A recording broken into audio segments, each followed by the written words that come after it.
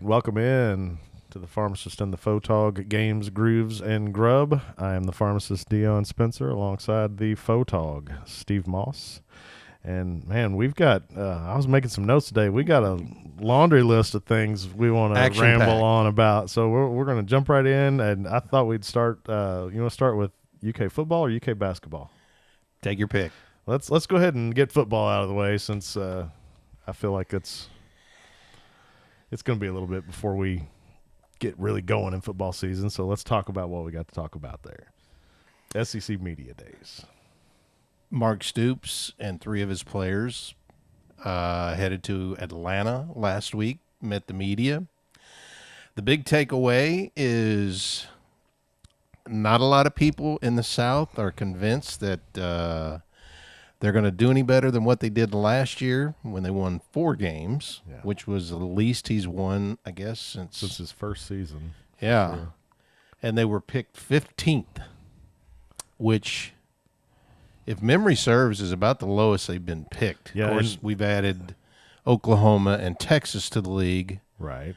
So there are now 16 teams in the league. But it's really disappointing when Kentucky's picked next to last and the team that's below them is not Vanderbilt. Mississippi State.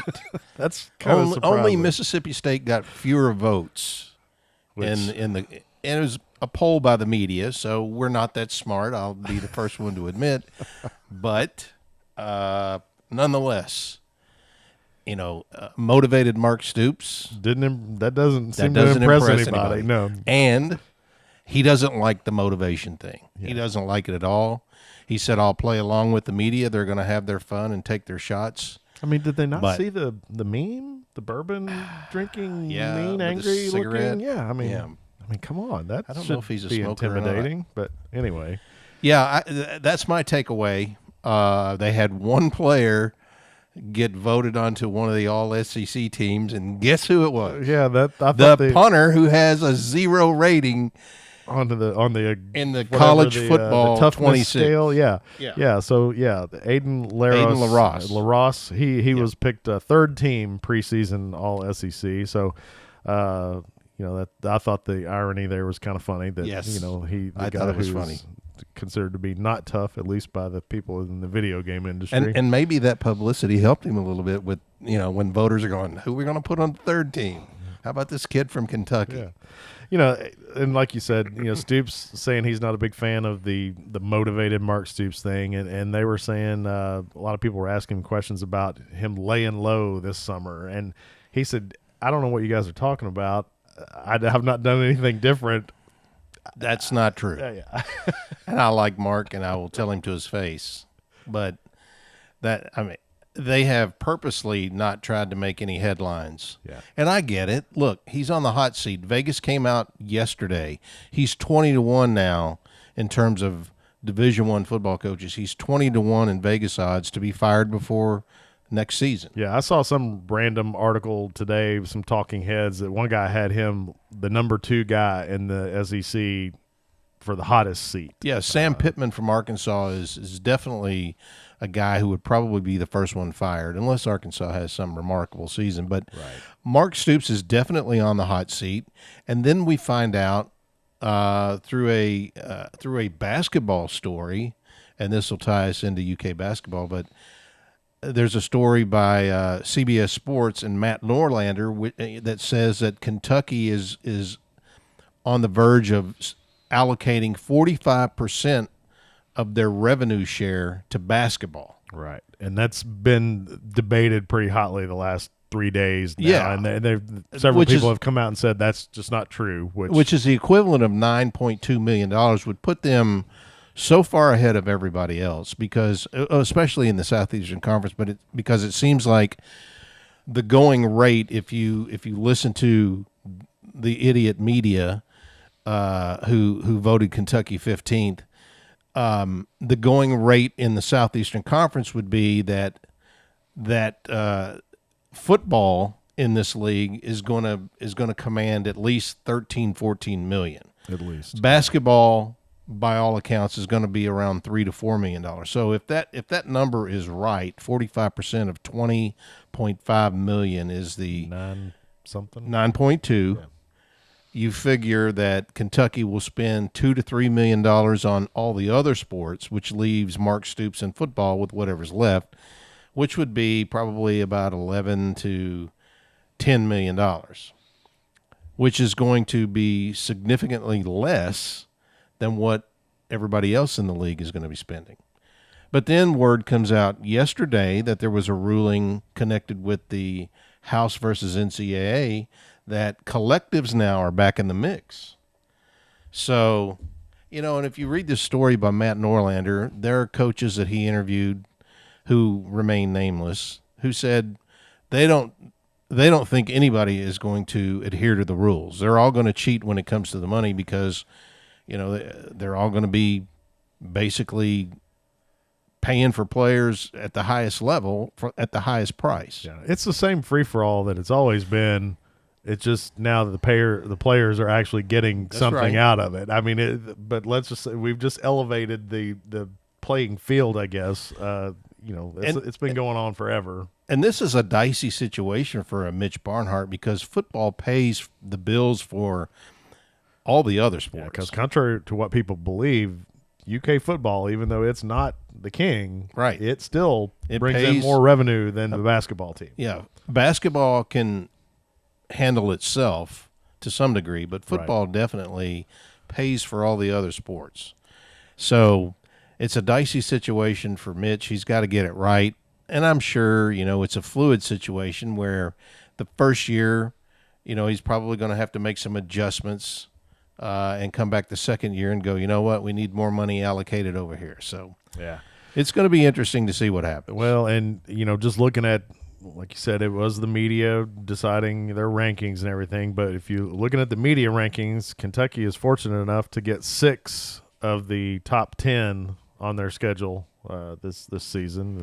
They get Georgia, Texas, South Carolina, Florida, Ole Miss, and UT, and then you throw Louisville in on top of that. Yeah, and Texas is picked to win in the SEC.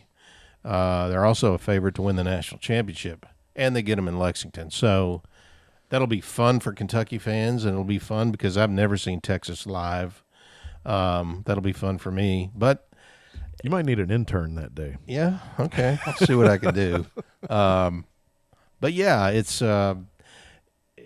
just we're entering into a phase of college athletics, that it's kind of the wild, wild west. We've experienced a little bit of this, over the last couple of years, but now, the schools are actually writing these guys checks. Yeah, all bets are off right now. Yeah, I'm with you. I just don't know what to, what's going to happen. And one of the big concerns, I don't mean to hedge over into basketball, but one of the big concerns is like the Big East Conference, they don't play football. So how does that affect things on the basketball side? Sure. Because you've got a guy like Rick Pitino up there who's sitting in New York City. He could get some hedge fund guy to write him a check for $10 million, and suddenly they're a huge player. Right. The potential for financial backing for those schools, especially in the New York. I hadn't even really thought about that. Right. But that's definitely true. There, you can definitely bring in a lot more players. Those schools, they've got $20.5 million sitting there, but there's no football to take up more than half of that revenue sharing. Well, and like you're saying, to kind of, I guess, begin to segue us into a little bit into basketball, the other interesting thing that came out of the interviews last week was, I guess, Stoops, and they asked Stoops about the money being spent on basketball, whatever, and he kind of, unlike the animosity that seemed to be there between he and Cal at the end, he more or less said, I get it, basketball is king at Kentucky. Yeah, I didn't hear that comment, but he basically said, the tradition, Kentucky's basketball tradition is what, top 1 or top 2 is what he said. Yeah. And he said, we want to keep it there. So but you also want to make sure that football is competitive, i.e. you need money to be competitive in this league. So I'm going to be interested to see what happens. Mitch, Media Day is coming up next week, next Friday. and Mitch Barnhart will be talking. So I'm hoping somebody will ask him these questions like, how much are you going to give football? Or, give us some insight into how this is all going to work, because it's kind of fascinating on one hand, but, I'm worried for Mark Stoops. Yeah. I mean, I kind of feel like those comments about the basketball program are more or less Mark Stoops dialing it back a little bit, realizing he is on a short leash, because I know we've talked about it before that Kentucky can't really afford to fire Mark Stoops because of the buyout. Right. But we're also approaching territory where can we not afford it? I mean, to not fire him. I mean, you look at what happened with Joker Phillips there, when the Vanderbilt game was the game that I think was the icing on the cake when less than 15,000 people showed up. Probably half of those people were season ticket holders, so those monies were already paid. Right.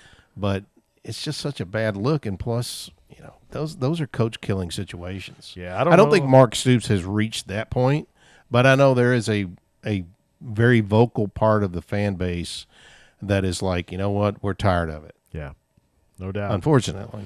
No doubt. Well, yeah, so like we said, he talked a little bit about the basketball program, and we got to hear a little bit this week from Coach Pope about the basketball program. They got on the floor, got some real live action against guys that weren't wearing UK blue. Well, they were wearing UK blue, but they weren't on the team. Right. They had from all reports, a pretty spirited scrimmage against the La Familia TBT.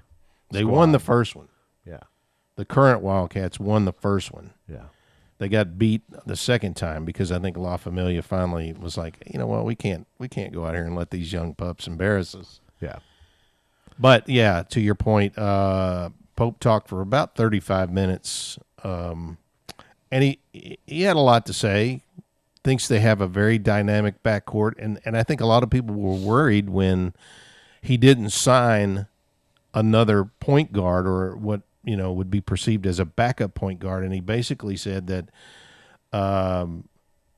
Oway Chandler and Jasper Johnson would fill that void, and he was very comfortable with any of the three backing up Jalen Lowe. So, and he said any of those three guards can get anywhere on the court that they want to go, and that's how he said that they would tend to play this year. Would be they would make plays off the bounce because these guys were so athletic and so good with the ball in their hands, and he said that's how we're going to live all year is in this space. Yeah, I mean, and talking about those guys, Jalen Lowe and Otega Owe, at least in that first game, were considered to be the standout players for Kentucky, which you would kind of expect. I mean, they're probably the two guys with the most experience. And the other thing, Pope was saying that he didn't feel like the defense was anywhere near where he wanted it to be, but you also have to realize that the primary number one enforcer is not on the floor right now.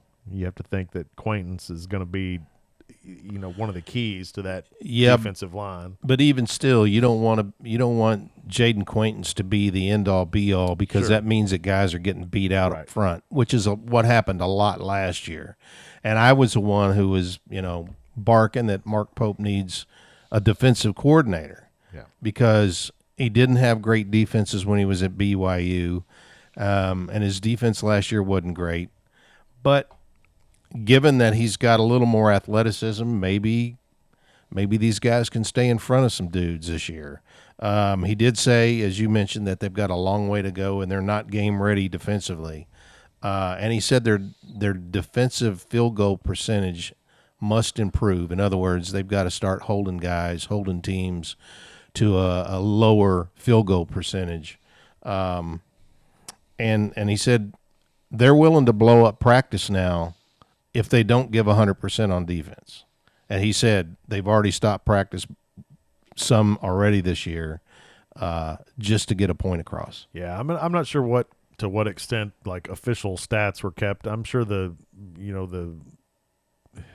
Pope's assistants were really looking at things, but they said that early on La Familia was running at about a 1.8 point per possession. Yeah, I did hear clip. that.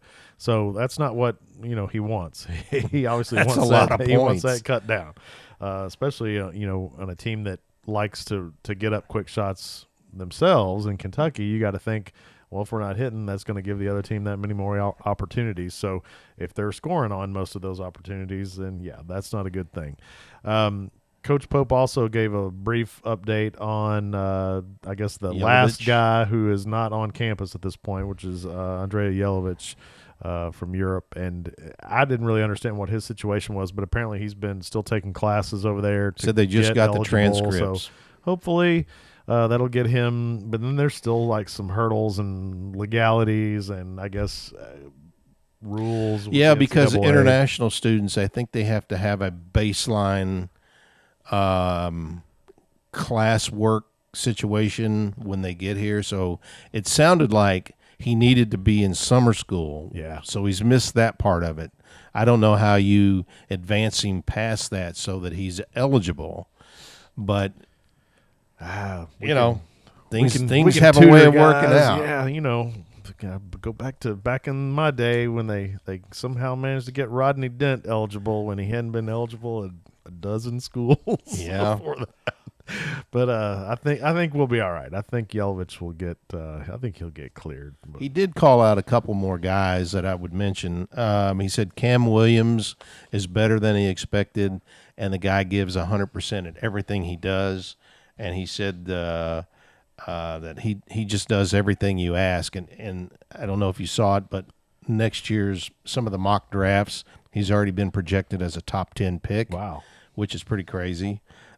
Your guy, Malachi Marino, he said there are days that he looks like he's NBA ready now. And then there are other days, as you can imagine being a true freshman, that you would think he's never played basketball before. Yeah. Jasper Johnson, who finally got on campus after his summer with USA Basketball and the U19 team that won the gold medal in Switzerland, he said that he wanted to remind everybody that guys who have played on that team, 60% of those guys who were even invited to tryouts are drafted in the NBA. So that sounds pretty good. And Jasper didn't just go over there with the team. He played. Yeah, he played. And he didn't average a lot, but he was on the floor a lot. I think he was a little undersized maybe, but probably so. But there were, you could tell the athleticism. He really surprised me with his 3-point shooting, and I saw him play at Woodford County before he transferred into the other league in Atlanta, and he's 6'5". He can get to the rim, so he didn't show a lot of that shooting in high school when he was here in Kentucky. And then Braden Hawthorne, he said, has been impressive. He's long and lean, and he reminds everybody of Tayshaun Prince. So there's nothing wrong with that. That's pretty cool. Yeah. So yeah, it's exciting to see. I feel like we got a few guys on this team who are definitely going to be here a couple years, hopefully 3. And just have time to develop. Yeah. Which would be fun. I think you definitely are going to see guys stick around. For one. Now they're money. getting paid as probably more than they would get if they were a late first rounder or a second rounder or free agent. So right. that I think the days of the one and done, unless you're just a Cooper Flag type, I don't believe. I believe these guys are going to stay in school a lot longer. Yeah, those guys. Maybe another year. I won't say a lot longer. Not 4, but maybe 2. Right. Absolutely. Because you got to get on that clock. You got to get on that NBA clock contract-wise, because it's not the first one you sign. It's the second and the third. Yeah, just ask Shea Gilgeous-Alexander. Exactly. Those guys are making just ridiculous money right now.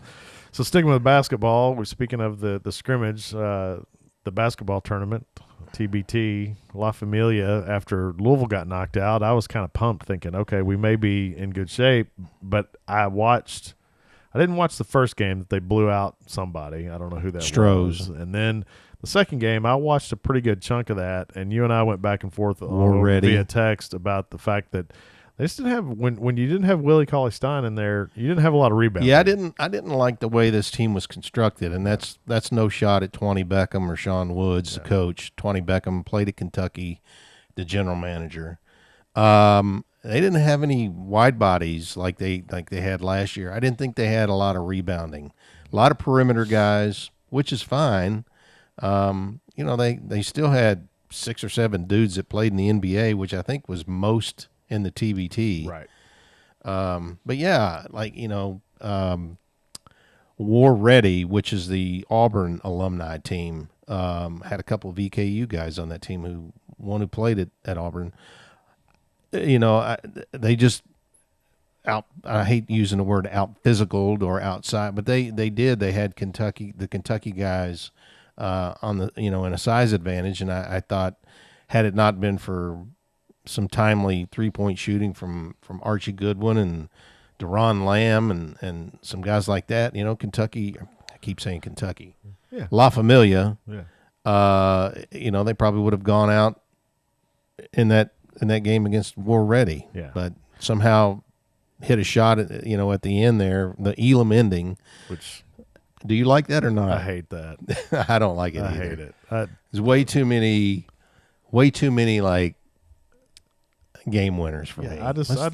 Just play the game. And and it cuts off about 4 minutes of the game. There's a clock. Yeah. Play to the end of the clock. If you're still tied, hey, here's an idea. Let's go to overtime like we've always done it for 100+ years. Right. I do not like the Elam ending. I think Archie Goodwin had his first career assist in that game. You are not an Archie fan, are you? Archie, he resides squarely in my top 1 least favorite players of all time at UK. I said back in the day, I had just gotten on the social media bandwagon, I think in that 2000, was that 12, 13 or whatever? Somewhere. So I just gotten on Facebook, and like most people, I thought I was extremely witty, but I offered to come help Archie Goodwin pack his bags and go to the NBA because he was so sure that he was. He's still playing professionally, so. Yeah. Well, I was just never a fan, and albeit he's playing in China. Yeah, exactly. Also, basketball. What do you think about that pay discrepancy Here we go. in the WNBA? Since I'm on a bandwagon, we're not going to win this argument. No, we're just not.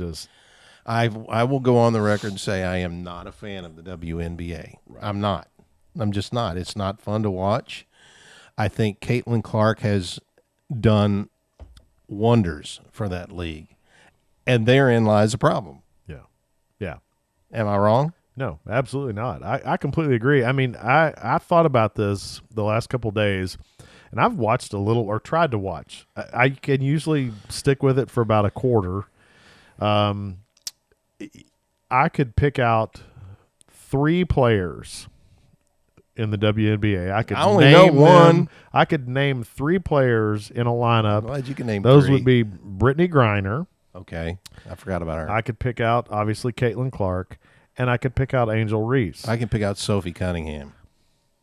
I couldn't do that. The only reason I can pick out Angel Reese is because I started watching college basketball, women's college basketball. When she was at LSU. When she was in these battles against Caitlin Clark. Yeah. And to me, it's not a racial thing for me. If you're a great basketball player, I mean, I've spent my whole life watching Michael Jordan, but give me a player that brings my eyes to the game, which Caitlin Clark has done. Yeah, and made record me numbers. Want to watch a little bit of WNBA basketball. I will watch it a little bit, and I just can't understand why these other players. It's just pure jealousy. I do believe some of it is racial. Oh, absolutely. I do. It's a. And you're going to call me. People will call me sexist, but I will tell you, I have 2 daughters. Same. I'm a girl dad. So it's just not good basketball. No. There are plenty of men's games that is not good basketball. Right. I see a lot of it on Saturdays when I have to actually cover it. Yeah. But I just feel like I especially can't watch the WNBA now because it pisses me off to watch. The only games that are on TV are the Indiana Fever with Caitlin Clark, and they're just mugging her. Yeah. Because they want to mug her. Yeah. Because we'll show you. How dare you show up? Yeah. That's BS. Yeah, I'm out. To me, I call it clicker video. We're old enough to remember when the NBA was arguably on the verge of collapse. Yes. And Magic Johnson and Larry Bird came in and saved the league. And then Michael Jordan was riding in on the coattails, and suddenly Madison Avenue has stars to promote. They drew eyeballs to the game and got people interested. And I'm not even coming close to saying that kind of explosion is going to happen, but if you have a chance of even making your league break even, I'm not saying make a profit, because they're saying they want to get paid what they deserve. Yeah, they wore T-shirts at the All-Star Game saying, "Pay us what you owe us." Yeah, well, you are owed an invoice from the NBA. What people don't realize is the NBA subsidizes this league and has since its inception. Yeah. Last year, they lost almost $10 million. Yeah. And yet the NBA props them up. Yeah. Yeah, they have never – I mean, that's the closest they've ever come to making a profit. That's right. And they still didn't get there. Don't put the WNBA on the stock market.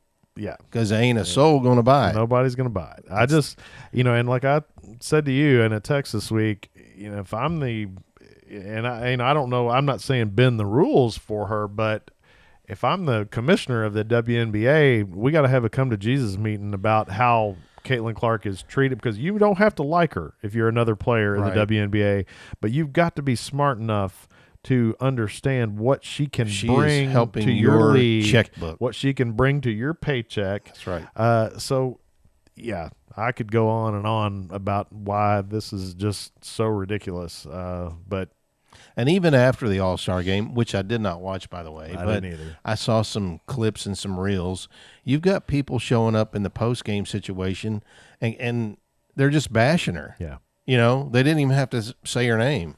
They're just bashing the fact that she has taken that league by storm. She has brought so many little girls into the realm of either paying attention to the WNBA or becoming fans. And like you said, it's just going to help everyone's bank account. Right. Yeah, you don't have to go out to dinner with her on, Saturday afternoon. You don't have to do that. Don't tell me pay me what you owe me. Yeah. Sorry. Yeah. Right now you're lucky. You'll be working at McDonald's. Yeah. I just feel like some of these and players, I'm not a sexist. Yeah, It's just bad basketball. Yeah, it boils down to straight economics, and the quality of the product. Yes, is just not there. I mean, they're cutting their own throat. I watched a professional pillow fighting league. I did on see ESPN there was the other such night. A thing. Yeah, I mean, like the slap league. Yeah, the slap league, cornholes on TV now. I mean, those things are arguably at times more entertaining than the WNBA. And I don't want to watch any of that. Yeah. Pillow fighting was pretty cool though. I did like that. I once knocked a kid out in my cabin as a junior counselor with a fairly loaded feather pillow. Got him with a spinning back pillow, so he never saw it coming. Oh my gosh. All right, we'll switch gears a little bit and talk a little bit about golf. There's talking about somebody dominating the scene, and he doesn't get his just due. No, I mean, he's not controversial. Well, he went to jail this time last year. That's true. Yeah, he got thrown in jail in Louisville. We're talking, of course, about Scottie Scheffler, who over the weekend won his fourth major, second of the year. He took the 153rd Open over in Northern Ireland, shot all 4 rounds in the 60s. He was just, when he got within a stroke of the lead on the first day, I told some guys that I work with, I said, should we go to, I said, I'm not a sports bettor. Steve is.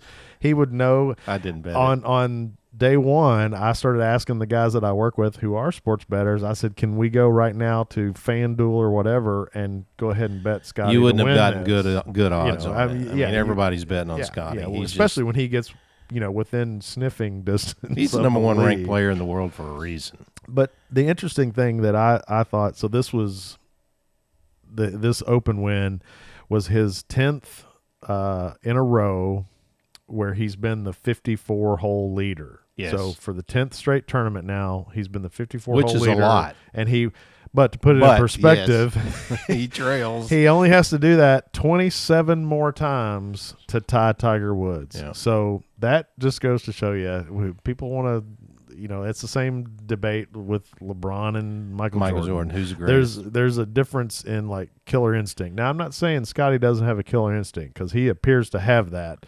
He's just much more laid back and subtle about how he goes about it. And to dovetail what you're talking about, prior to the Open starting, in one of the first press conferences where the guys, after they finished a practice round, Scottie went on about a 10-minute soliloquy about how golf doesn't fulfill him. And people are scratching their heads going, how can the number one player in the world talk about how golf is just not fulfilling? And basically he was saying, look, we go out and we have practiced all our lives to be the best golfers we can be. And then you go out and you play in a tournament like the British Open and you win it, and you're standing there holding your trophy, and then the next day it all starts all over again. You have like 24 hours to enjoy it. And it goes on your resume, and people are always going to remember you as, he's won 2 Masters. He needs the U.S. Open to get his own Grand Slam, and I think he will. Oh, yeah. But he would prefer being a family man. He likes being a dad. He likes being a husband. Hell, he talked about going on the other side of town to a fast food place where he walks in and people don't know who he is. Yeah. That's what he was talking about, how, golf is just a mechanism. It's his platform, but he would rather it not be, oh, look, it's Scottie Scheffler. Yeah. He just wants to be Scottie, dad, husband. And, oh, by the way, I'm pretty good at golf. Yeah. I mean, and I appreciated listening to all that. Yeah. I mean, the thing about it is it's interesting to hear him say that, because I think you could probably talk to 100 people who are relatively satisfied with what they do for a living, and every single one of them, or almost every single one of them, would say, but there's something else that I really enjoy more than how I bring home the bacon every week, that kind of thing. So it's really interesting to see his mindset and how he goes about this. And I kind of feel like over the long haul, he could, it's hard to say. I mean, what could happen with injuries and that kind of thing, but his mindset, man, is he doesn't have that secret life underlying him like Tiger had. That's right. We talked a little bit this week about his caddy. His caddy, Ted Scott. We're talking about Scottie. Yeah. Scottie's caddy. Yeah, Scottie's caddy, Ted Scott, would currently be surpassing the average PGA Tour earnings. He has made almost $2 million thanks to Scottie. Season, thanks to Scottie. Yeah. And I said the nice thing about that for Ted Scott is he doesn't have to worry about his guy going out and partying on the weekends and chasing tail. And so he's got to feel like, hey, I got a pretty good gig going here. Well, yeah, 2 things I immediately think of. We all reach a point in our lives, I can't speak for you, but I can for me, where I'm of the age now where my kids are grown and have their own kids. My legacy is them. Right. Not that I was good at my job. Yeah. I'm sure Scottie loves the fact that all that hard work has paid off. But at the end of the day, he just wants to go home and be Scottie Scheffler. Yeah. The family man who has created a good living for his family. And the other thing is, I think that mindset you're talking about, where he is not possessed, like golf is not the end all be all. I actually think that will allow him to be, when it's all said and done and his career is over, you look back and go, he might be on the Mount Rushmore of golf. Yeah, very possible. I because feel like he's headed that way. Yeah. He becomes the 4th player ever to win $90 million in purse. So Tiger, Rory, and Phil. are the other 3, and he's the 12th golfer to win 4 majors before the age of 30. Yeah. And he right now is one of only 3 active players with 3 legs of the Grand Slam. Well, actually, he is the 3rd. Spieth and Mickelson are the other 2 right now that have 3 legs of the Grand Slam. Phil's not going to win it because he's out there, paying off debt, losing his mind. Anyway, but so it was pretty cool. I mean, I early on I had been kind of indifferent about Scottie, but I've always been the kind of person who is just a sports fan in general. I like watching somebody dominate, and sometimes it's not necessarily the player I like a whole lot, but in this case it's a good guy. Well, or you at least feel like he is. Tiger we saw coming because as a kid he was a child prodigy. Yep. I mean, he was on the Donahue show or the Mike Douglas show or whatever all those shows were. And then he had such an outstanding career at Stanford. He won he's won every tournament, every big tournament imaginable. Yeah. So we saw Tiger coming. And the thing about Tiger was, with the equipment that he was able to use versus Jack and some of those other guys, he was hitting the ball so much longer and farther than anybody else that golf courses around the world lengthened their holes because of one person. We didn't see Scottie coming. No. He didn't have that kind of a college career. What was it, at Texas? Yeah. We didn't see that kind of, that kind of star coming at us. And he toiled for a couple of years on the, on the minor tours. And then suddenly he makes it to the PGA Tour, and who is this guy? Yeah. He came out of nowhere. Yeah.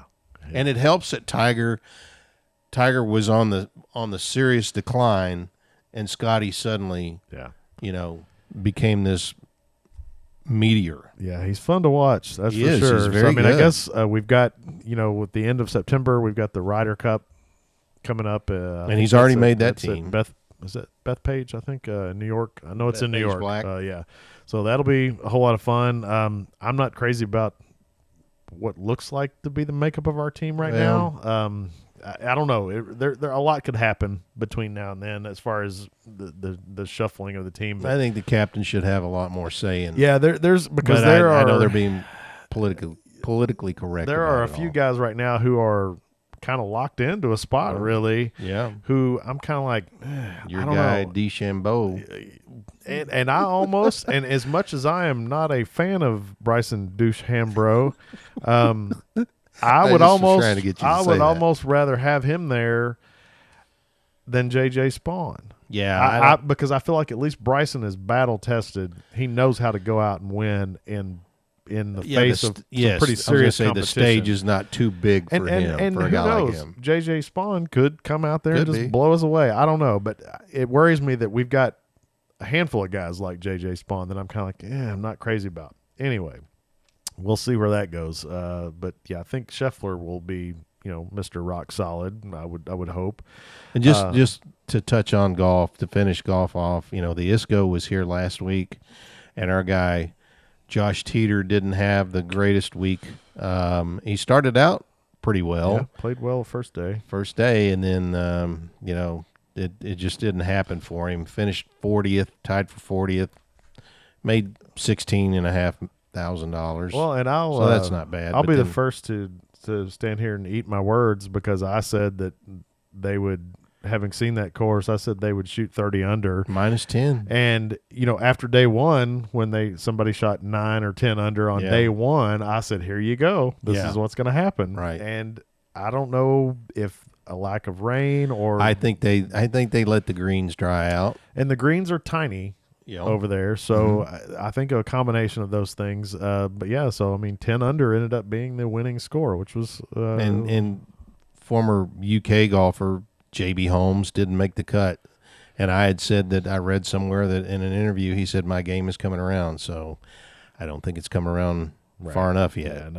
To see him. And there's another guy who just wants to be at home. Right. Yeah. He said that's why he's not playing. I don't want to miss 30 weeks out of the year. So and I think as a golfer, you almost have to be. You got to. It's your job, you have to be willing to put the time in. True. To make it happen. So, real quick shout out to my good friend Roy Davis, his son Evan Davis, who I've known since he was just a baby. He scored his first pro win on the G Pro Tour in Virginia last week, playing the River Championship on the Pete Dye River course.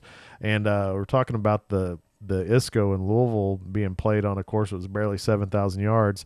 These guys were battling it out for Almost a top 8,000 prize of $18,000 on a course that played right at 7,700 yards. Almost 8,000. Big boy golf. I mean, it had a course rating of 77 and change, a slope of 145.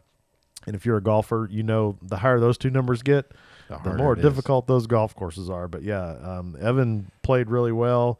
Ended up 9 under, had a 2-stroke win down there. So it's really cool. He's a local kid, went to LCA, then went on to Belmont. He was the 2021 and 2022 OVC Player of the Year. He won the 2021 OVC tournament. I got to go watch that. It was on another big boy course, the Shoals course down in Alabama.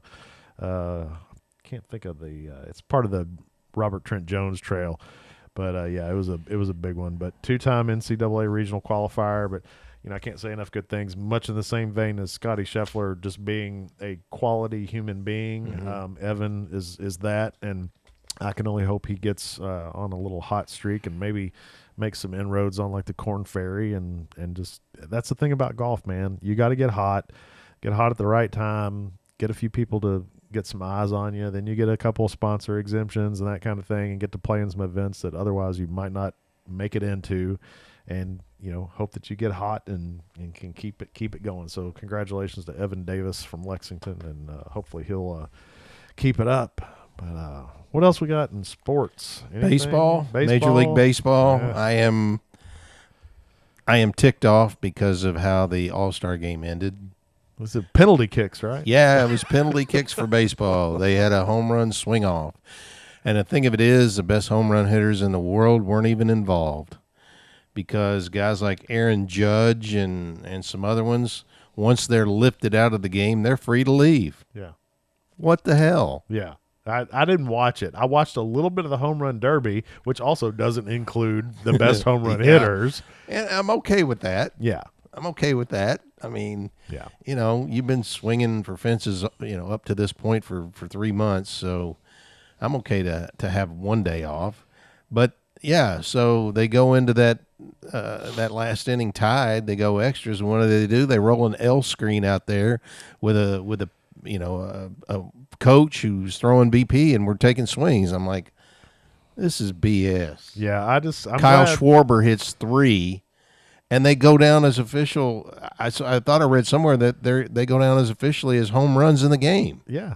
What? Yeah, that's ridiculous. That's nuts. I'm out. Got some guy who has marginally more arm speed than me out there throwing them balls, and they're just jacking them over the fence. Crazy. Yeah, to me that's just like that Elam ending in the basketball games. I'm too much of a traditionalist. Yeah, I mean, do they still? I mean, I don't watch enough baseball to know, but in like a certain point in extra innings, are they putting a guy on second base? Yeah.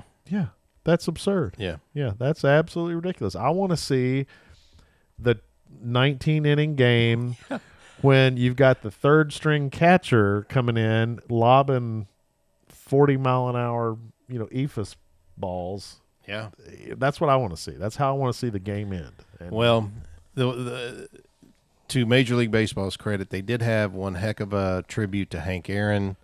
Instead of doing "Take Me Out to the Ball Game" after the 6th, they did this whole tribute to Hank Aaron, and it involved putting video on the turf, so it filled up the entire it was awesome field. It was pretty absolutely awesome. That part was one cool. of the best things Major League Baseball has done in a long time. Yeah. So outside of the ending the game with penalty kicks, we don't like that. I think we've beat sports to death. Yep. Best we can for the time of year when there's really not a whole lot of sports going on. We'll probably catch 50 kinds of heck for it, but we had all kinds of we I mean, I'm not not so popular opinions. I'm not afraid to bash some things that need to be bashed. So I'm with you. So we'll move on to music. Of course, the big news in music happened yesterday, and that was with the passing of Ozzy Osbourne, which I was kind of surprised. I was shocked. too. But leave it to Ozzy to make to make an appearance like he did 2 weeks ago, and then exit stage left like he did yesterday. Right. I mean, granted, I know that from all the clips we've all watched of the Back to the Beginning tour, finale concert, whatever you want to call it. He looked bad because he was seated and he obviously wanted to get up and do his thing. But I thought for the most part, I thought he sounded really good. Yep. I didn't think he looked like he was on death's door. No. So, who knows? I've heard some conspiracy theorists say that he and Sharon had a exit plan. Hinting around at suicide. I am not going there. I know the guy was not in the best of health. The Parkinson's was bad enough that he couldn't get around. A lot of that was he had a severe back injury when he crashed an ATV. I don't know, 10 years ago. Yeah. He's had like 4 back surgeries, but now with the Parkinson's, he can't walk or couldn't walk. I don't know. The timing is curious, but it's also very sad that just 2 weeks ago we saw him doing his thing. Yeah, I mean, he wanted so badly to go out like that with the 3 other guys from Black Sabbath, the original band. They were called Earth before they signed a deal and changed the name to Black Sabbath. But yeah, he's one of those guys.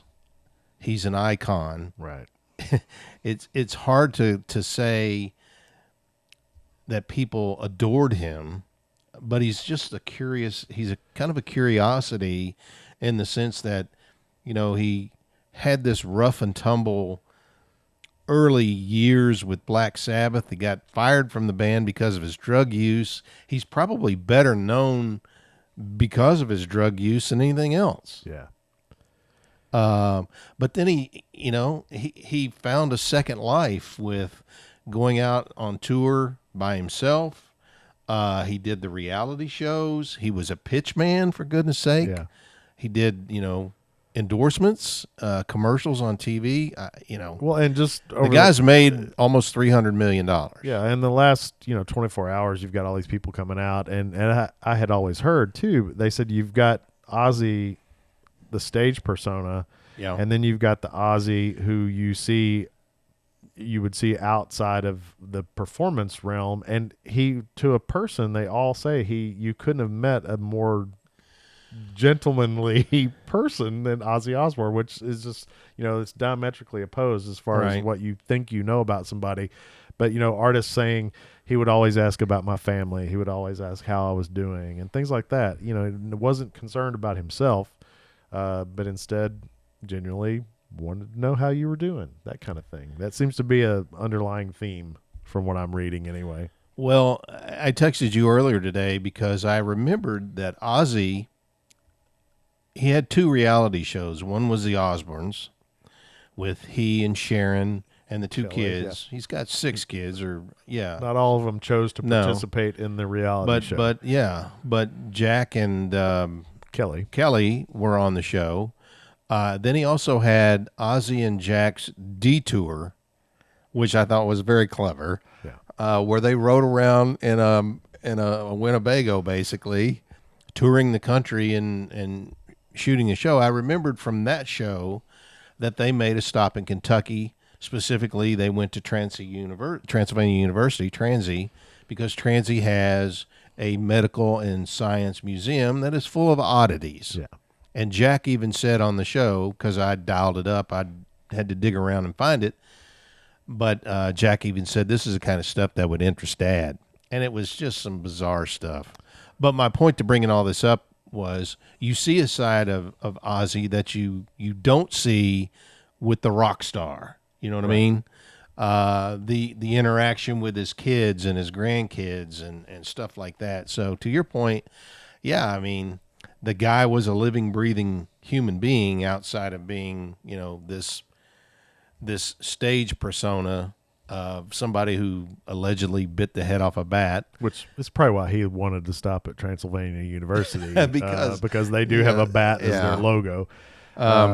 But yeah, it was just it's all very interesting. He part of his trip through Kentucky, he stops in Louisville. He wanted to see the gravesite of Colonel Sanders because he loves fried chicken. And then Jack took him to a restaurant over there that did hot fried chicken. But during that stop, it wasn't on the show. It's on a separate video. He entertained an audience of kids called the Louisville Leopard Percussionists. Oh, I remember that. And they, on their xylophones and drums and all these various percussion instruments, played Crazy Train. Yeah. And he and Kelly and Jack were blown away, so much to the point it wasn't referenced in this video clip, but Ozzy gave him $10,000. Yeah, he cut him a check for $10,000 because they were so sweet and they sounded so good. And this one kid at the very end, this is how the video ends. This one kid, and he probably was like 7 or 8, my grandson's age. He walks up and he goes, "I'm really a big fan, even though you don't think I'm old enough or whatever." And Ozzy goes, "Just make sure you continue to practice." And he said, "I will." Yeah. And Ozzy totally having a moment there. I had totally forgotten about that video. The the video went viral. Mm-hmm. That was pretty cool. That's definitely one to look up because it was a lot of fun to watch those kids play it with conviction. Yeah. and going back 2 weeks, the Back to the Beginning concert made like $180-190 million, and he gave it all away. Yeah. Like we mentioned this before, nobody got paid. Yeah. But he donated all that money to I think it went charities and research. a hospital there in Birmingham, England, where he had a house and where he was from, where the whole band was from. Yeah. A buddy of mine, who I think I mentioned, is going out on tour with Drake. Their kind of home spot right now is Birmingham, England. And there's a bridge in Birmingham called the Black Sabbath Bridge, and it's got four busts, head busts of the members. And he just put a picture on Facebook yesterday. That. Yeah, I saw that. Of all the flowers and remembrances for Ozzy. I thought that was very cool. Yeah, it's what a time to be in Birmingham. Yeah, I mean, he's definitely an icon. When you look at just truly legendary, and I just don't think there are that many artists out there right now. Like I think about our kids and grandkids. Yeah, it's definitely the end of an era. There aren't too many artists out there. Metallica's still going. Metallica's still going. But even if you look at more contemporary modern music for our kids, obviously Taylor Swift, an icon. Yeah. But you go a whole lot deeper than that. It's like, who are we looking at here that is going to have that kind of impact? Now, who knows? Down the road, we may look back on certain artists and say, yes, they had an incredible impact. But man, it's hard to find an artist who basically birthed a entire genre of music like Black Sabbath. So very sad.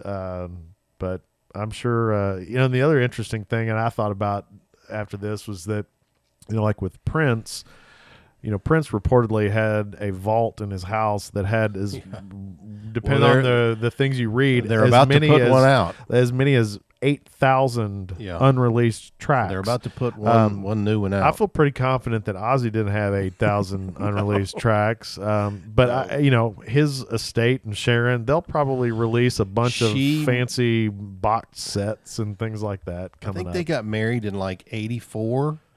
She's his second wife. Yeah. But a lot of people point to her as she was the business person in that relationship, and she made him a lot more money than he ever would have imagined, because a lot of it was going into his body. Well, and I was going to say she probably kept him alive a lot longer than he would have. That's what I'm saying. Otherwise, he was for sure, and made him more successful, no doubt. But anyway, so the Back to the Beginning concert was kind of an awesome way to be at a concert. A not so awesome way to be at a concert would be if you're cheating on your wife That's a good segue there, Hoss. At the Coldplay concert. That was a Coldplay on your part. Ooh, man, I mean, first of all, could Chris Martin have asked for anything better? I mean, had you heard from Coldplay in 10 years? Coldplay anymore? Coldplay, they're venturing into Nickelback, Creed territory. No, they're not even. Don't put Nickelback down like that. Well, Coldplay has become like Muzak. You could be right there. They are. I mean, you haven't heard from Chris Martin and those guys in 10 years. Well, I mean, unless you're a hardcore Coldplay fan, and I'm not. Well, I mean, there's just obviously, if for nothing else, I mean, okay. Now, I'm not going to say I feel bad for those two because you get what you deserve in that situation. If you're dumb enough to cheat on your spouse and do it in public. With 20,000 people, then you got exactly what you deserved. Right. It just so happens, I'm the CEO of a billion-dollar company, right. And you're the HR. Yeah, just a nightmare all the way around. But man, has it fueled some awesome memes and a lot of comedy. I mean, my favorite thing I saw coming out of that was like, can you imagine having that be the way you find out that your significant other is a Coldplay fan? Oh, wow. The one I liked was Coldplay hasn't had a single in years, and tonight they've got two. Yeah, that's just they're suddenly single. Just crazy, man. Social media, and the thing is, had they just stood there and let the camera linger on them for a second and not acted all crazy, they would have been fine because nobody would have had any reason to investigate who are these people. Well, and Chris Martin even called him out. I was like, oh, look at this couple. They're either having an affair or they're very shy. Yeah, ouch. Yeah, that was it. And that got everybody looking. So, whew, man, what a way to have things just go down in flames for both of those people. That's kind of crazy. Forgot you were going to bring Coldplay up. Yeah, that was kind of nuts. What else we got? Pop culture. I just want to bring up the one.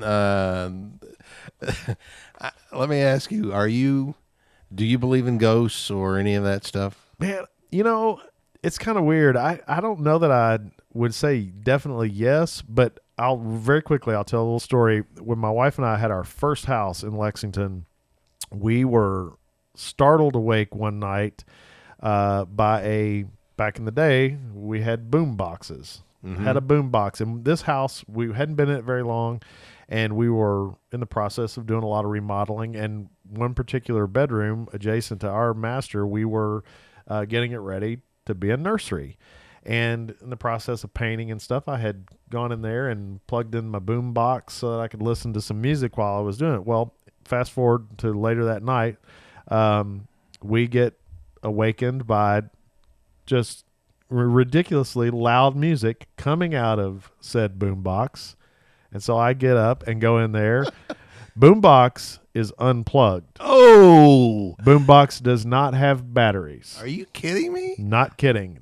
And the house that we were in at the time was a one-owner home. Prior to us, it was a couple elderly couple who had one child who lived out of state, but those two people, they passed away within about a month of each other.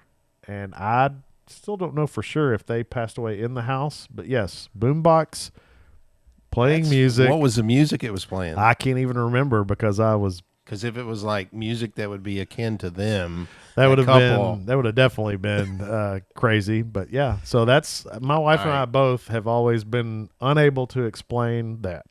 And I've got one very, very similar.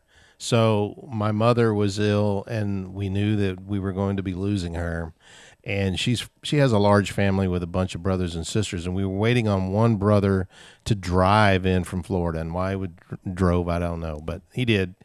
And my mom was at home in her house with hospice, and my uncle was driving as fast as he could because I blew him up 3 or 4 times. And my mom, who was drifting in and out of consciousness, at one point she opened her eye like that. And I go, Mom, he's on his way. Because I knew what she was wanting looking to see if he was there. She couldn't speak, yeah, but she opened that one eye. And I thought, okay, she's still with us. So he comes rolling in, and he has like 5 minutes with her before she takes her final breath. But when she does take her final breath, these bells overhead in her attic go off. And we're all mortified because we're like, does she have security or something? And my brother was like, no. And my sister who lived with her was like, no. And we all, there was like this calmness that came over us because I guess it was her way, if you believe this, it was her way of saying, I've reached my destination, everything's good. Yeah. Because we all talked about that for a month. Yeah. There are things that happen. Anyway, the reason I asked that, go ahead, you can finish. No, I'm just saying, I think everybody could have something that's just not easily explained away, Yeah. And I don't know that I believe in ghosts, but I believe in something. You know what I mean? Yeah. I believe there are some things that it's really, like you said, hard to explain. The reason I bring it up is because of this Annabelle doll tour. Right. Who, if you aren't aware, it's this Raggedy Ann doll that was owned by this family, the Warren family in the Northeast, who bought it for their daughter, who claims it is possessed. It did all kinds of terrible things in the house. And they put it in a glass case, and they said, don't ever let this doll out of this glass case. Well, when they passed on, this doll has been handed down. It's been making the rounds. It went on tour with some guy who hosted a paranormal show, Dan Rivera. Right. It's a group called the New England Society for Psychic Research. Yeah. He's part of that group. Well, he takes the doll out of the case, right? And he puts it on social media and all this stuff. And I don't know if he was showing off or what he was doing. Anyway, he ends up dead. In his hotel room. In his hotel room with this doll. Yeah. Now, I did read that they said the doll was not in the room with him. Okay. So somebody was like, that was their first thought. They're like, what has happened? But because I did see that, and I thought, well, where did the doll go? Yeah, exactly. She just walked out, apparently. But killed him and then walked out. Yeah. So yeah, it's kind of crazy. I mean, that doll was the inspiration for, there was a series of movies called Annabelle. There were about 3 different ones.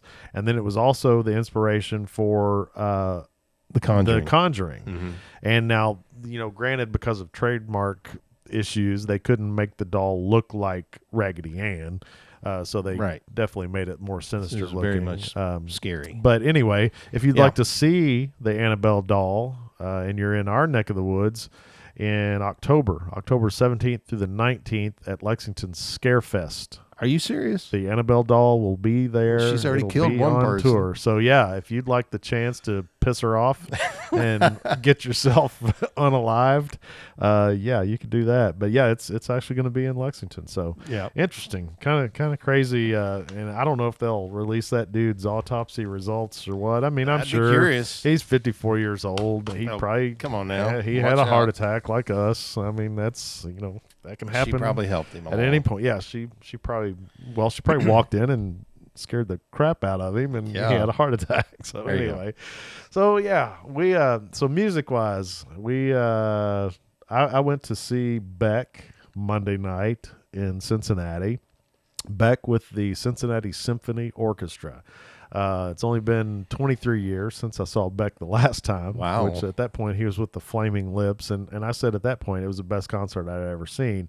Now granted, I didn't have a whole lot of stuff to compare to because I just wasn't the concert goer that I am now. So it was kind of fun to go to that show Monday night and realize that now Beck still puts on one of the best shows I've ever seen. The music with full orchestration was amazing. Obviously, he drew pretty heavily from 2 albums that he has that I call his, In Your Feels albums. I mean, the Sea Change album, which was the album I saw him tour behind in 2002, has a lot of really moody stuff that lends itself very well to a full orchestra. And then he had another kind of moody but slightly more up-tempo album several years later called Morning Phase. So those 2 albums were pretty heavy from the material standpoint, but great show, man. And I had never been to crazy enough, is all the concerts I've been to, I'd never been to Riverbend, which this wasn't in the big Riverbend Pavilion where like Jimmy Buffett played and all that kind of thing. It's they've got a smaller venue that holds about 4,500 people. So, yeah, it was a good show. I mean, it was packed, and he seemed to be very comfortable, very personable. I think he enjoyed the interaction with the crowd. The crowd was very responsive to the music. And he had his own band too, right? He had his own band there off to the side that played along with the orchestra to add a little extra oomph. They had the traditional drum kit, a bass player, and that kind of thing. And Beck, he kind of oscillated back and forth between a acoustic and an electric, and had a couple of backup singers, I think, in there. But it was a lot of fun. I mean, I think I got the feel that the orchestra enjoyed what they're doing. The director, the conductor, he was really into it. But it was good. I mean, they were very good, and he seemed to be appreciative of what they were doing. I mean, he, for the most part, obviously on a tour like this, he's going to city, playing with these various orchestras, and so I'm sure he sends them ahead of time scores of the pretty much here's what the set list is going to be like. And for the most part, the set list, I had been looking at those leading up to the show, so I kind of had a feel for what he was going to play. He threw in a couple surprises that he hadn't done at other shows or hadn't done very many times. So, it was fun to see, and there were parts of it that were pretty emotional. I've not been that attached to particular artists, but I've been a Beck fan for 30 years, and couple that with the fact that I really like symphony and the crescendos of the music as it builds, that kind of thing. So yeah, I mean, it was an experience for sure. I wasn't expecting to feel like I did at certain points in the show. Cool. That's for sure. So yeah, that's a lot of fun. I haven't been to a concert recently. No, I need to get going. There's some stuff. There's some stuff percolating in the Lexington area for sure. I'm going to try to get to a couple more. I'd like to get to something maybe with my kids over the next couple weeks before they go back to school. But it'll definitely have to be something not quite on the scale of Beck up there. But there's definitely enough good local music venues. For me, big music thing is I did get the notification today that my new Tyler Childers album had been shipped. So I was pretty excited about that. But here locally, Pop's record store in Lexington, they announced this week that much like they did with Tyler Childers' album about 2 years ago called Take My Hounds to Heaven, they had a special release. Well, they're getting a special release of this new Tyler album, and I was all pumped thinking, yeah, that's awesome. I'm going to get over there and get in line. And then I found out it's $250 a pop, limited to 500. That's a steep one. But yeah, it's expensive. It's a liquid vinyl.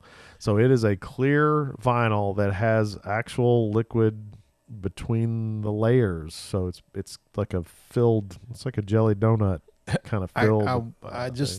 I can't help but question the quality of the vinyl or the audio. I've not listened. I know it's kind of cool. Yeah. I mean, Bon Jovi did it with Slippery When Wet. Yeah. With water. I don't know. I'm just curious. It's same. I mean, I completely get it. And, so I'm kind of torn. I don't think they're going to sell out 500 of those on Friday. That's a lot. Especially at $250. Yeah, that's steep. I got one of the special edition Take My Hounds to Heaven. My wife picked that up for me for Christmas that year, and it's a leather-bound 3 LP box. Really nice. But even that one was only half that.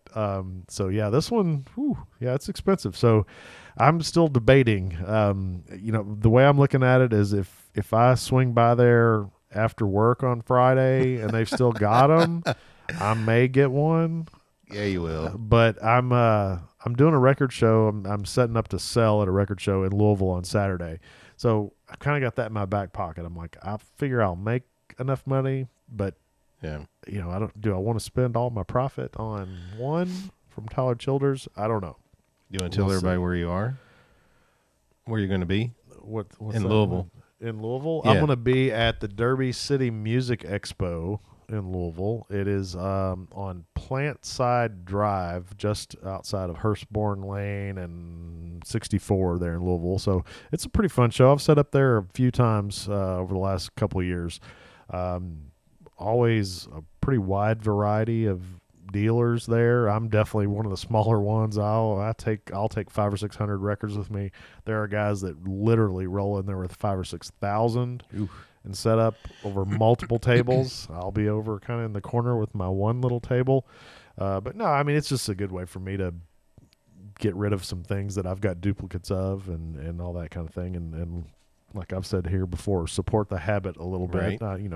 I typically try to turn my record show profits into more than one album, like I'm thinking about doing here with this Tyler Childers album. But we're recording on a Wednesday. This should probably be up by Friday. Yeah. So the show is on Saturday. Like I said, you can look up Derby City Music Expo on Facebook. I think it's maybe $5 to get in or something like that.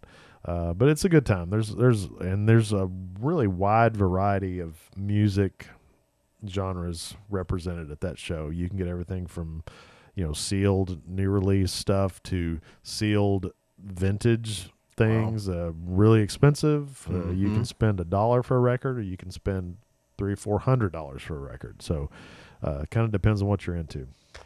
So it's fun to go and look for sure. Yeah, I mean, I kind of was in a little bit of a slump with buying over the last month or so with all the stuff I've had going on at the house, but I did get out last week and look around a little bit and picked up a few things, and I've got a handful of things on order. I've got the Billy Strings live at the Legion from last year down in Tennessee. He recorded that show. Robert Plant, Saving Grace, new album. It was just announced this week, which I'm still debating maybe trying to get tickets to go see one leg of, or part of the American United States leg of that tour. He's opening it up in Wheeling, West Virginia. Wow.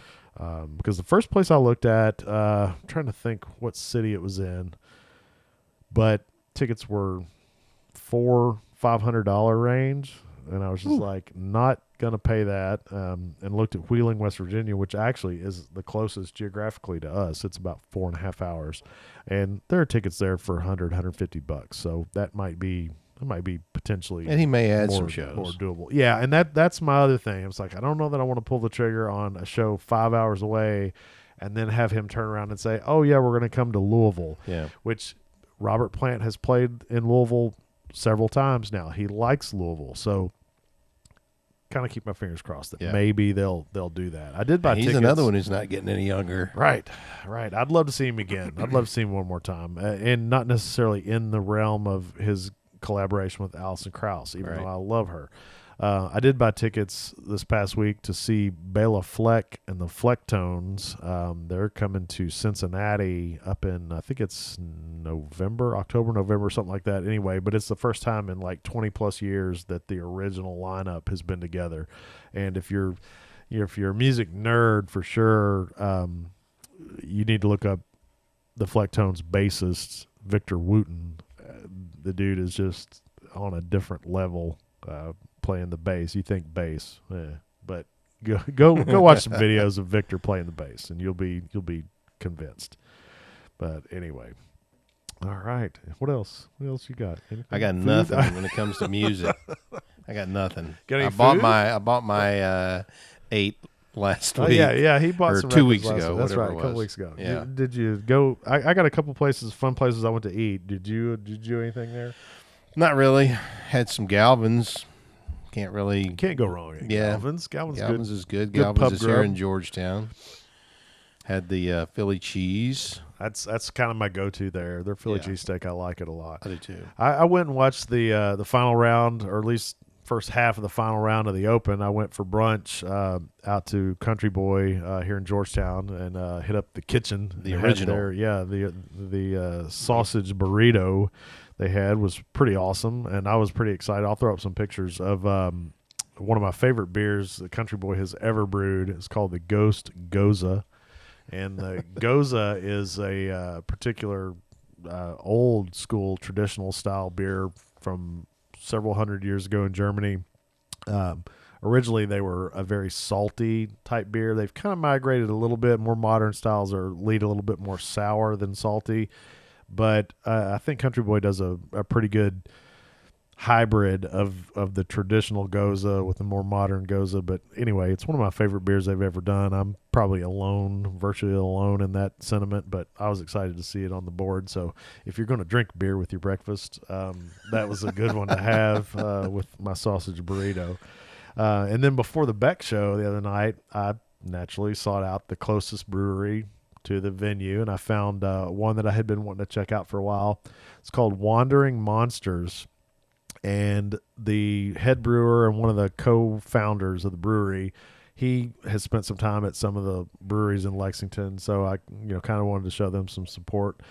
Plus, they've got a really cool logo. We'll throw something up to show what they look like. But I got I went healthy. I got loaded fries with pulled pork and had a flight of beer, and their beers were solid. Their IPAs were good. The sour, I would have liked the sour to have a little bit more punch. If I'm going to drink a sour beer, I want it to punch me in the face. And this one was good. It was fruity, but it didn't have quite that bite that I was looking for. But otherwise, the beers were all very good. And then today, for lunch, I had one of my I take my lunch to work almost every day. Yeah. I take leftovers. I'll eat leftovers or I'll make a sandwich or whatever. But I had taken my lunch, but then one of my coworkers, he kind of peer pressured me. And I ended up getting a sandwich that's special today from South of Wrigley. And South of Wrigley is a sandwich shop over in Lexington.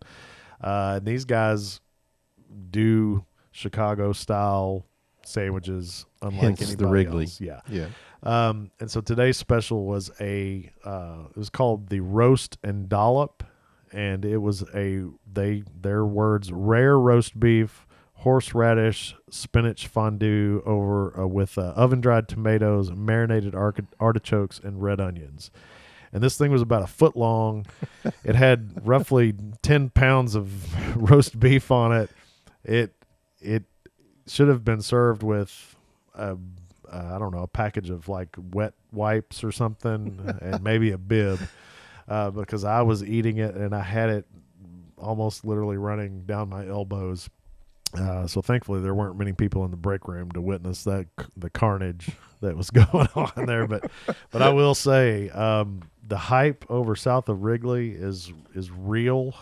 If you are anywhere near Lexington and can get over there for a sandwich, those guys know what they're doing, and That's cool. They're pretty inventive with their daily specials too. So they're always throwing up something. And I say daily special. What they'll do is like last week, I think they did one I saw that was like a Korean pork, with gochujang, like a spicy gochujang sauce, and they had enough to do 2 or 3 days worth of that sandwich. So they know it's going to be popular, they know it's going to sell out, so they try to bring in enough to do a few Very days. cool. So yeah, definitely recommend that.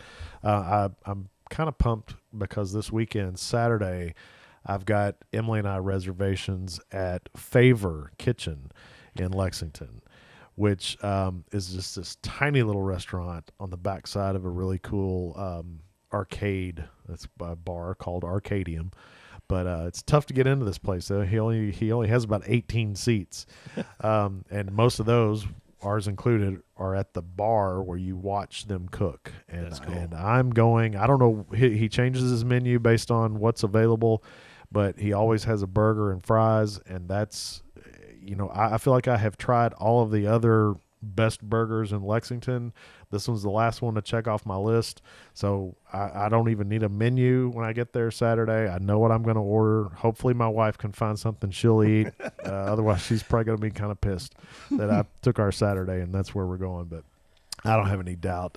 Wyatt Sarbacker's the owner, the chef over there, and he knows what he's doing. So I know he'll come through for my wife. I know he'll come through for me with a good burger, but we'll see. We'll report back on that next week. Yeah, there you go. Yeah. So anyway, tonight we're drinking. I don't think Steve's tried it yet. He may not like it because he's not a huge IPA fan. But I went old school. I got in the DeLorean and picked up a Headhunter from Fatheads Brewery. They're out of Ohio. This is a beer that back in the day we couldn't get it in the Lexington area, and then I would oftentimes pick it up in Cincinnati when I would go to a place called Jungle Jim's. And if you've never been to Jungle Jim's grocery store in Cincinnati, then you're missing out. You can make a full day of going to Jungle Jim's. My daughter just went there last weekend. Yeah, And she said it is ginormous. It's like the amusement park of grocery stores. That's what it is. But yeah, I used to pick up Fatheads stuff all the time up there. But this one, Headhunters, is just a classic old school IPA, citrusy, not super hoppy. It's not just super biting or anything like that. But sometimes it's nice just to go back to an older style IPA that doesn't have a bunch of garbage thrown into it. It's it's not hazy. It's not that I don't like hazies, but no, I like this beer a lot. And so when I saw it this afternoon, I was like, I'm going to grab a 6-pack of that and kind of see if it holds up. And I think it does. I mean, I was a little bit concerned because I'm kind of a nerd. If you don't date, if you're a brewery and you don't date your packaging so that I know when this beer was made, I'm not going to buy it. And this one was a little bit out of my comfort zone. I think it was canned a little bit over 3 months ago, but still pretty solid. So I'd give this one probably an 8 out of 10 on the scale of at least what I thought it should taste like and how it does taste. So still pretty good. It's not bad. I'm going to get him to come around eventually on IPAs. He's going to be craving the hops before all is said and done. But anyway, I think that's I think we're about done. Good Lord, we've been talking forever. We said we had a lot to cover tonight, and we covered all kinds of stuff. And if you happen to stumble on us on either YouTube or any of the other platforms, there is video associated with this. Yeah, YouTube. If you happen to want to look at us, we're still working on the Facebook. Yeah, we're still working on that. He's got other priorities. Yeah, I got a few priorities, but anyway, we're hoping to eventually get it to the point where maybe you can share it with some friends. I may try to snag a clip out of this one and throw it up on Facebook and see. And you can find us anywhere you find podcasts on Spotify and all the other. Pharmacist and the Photog. Yeah, like I said before, we've got quite a few episodes up out there now. Focus on the last 31, 15 or so. We were still trying to figure it out. We got a little bit better, I think, but we still have a tendency to ramble like we've done tonight. So we'll call it a close here, and hopefully we'll have some more fun stuff to talk about next week. But until then, get out there, watch some sports, whatever you choose, listen to some good music, and try to support your local restaurants and breweries. And until then, we'll see you next time.